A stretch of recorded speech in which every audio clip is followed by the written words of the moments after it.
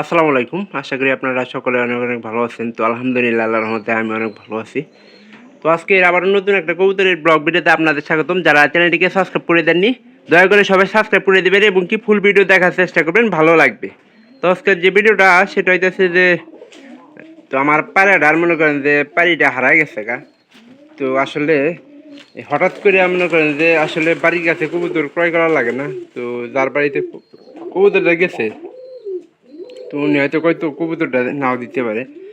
তো আসলে একা একা মনে করেন যে বাদ করার পরে এরকমভাবে যে যায়, তো আমার আসলে অনেক আপনারা দেখছেন কিন্তু আমি কিন্তু প্রায় ভালো কয়েকদিন ধরে কবুতরে কিন্তু জোড়া লাগাই দিছি।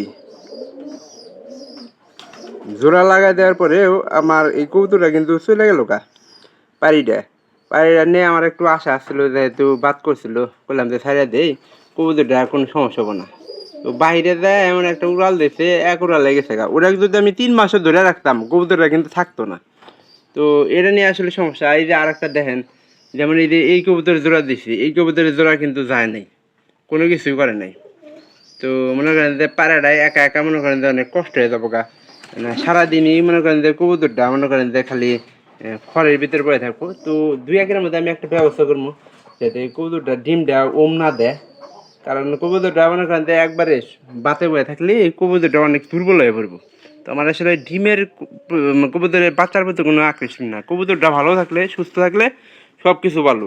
সুস্থ থাকলে দেখা যাবো যে কবুতর এবার আরও কবুতর মনে করেন যে যাবো।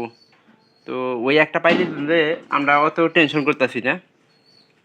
এই কবুতরটা সুস্থ থাকা এলো সবচেয়ে বড় মনে করেন চ্যালেঞ্জ।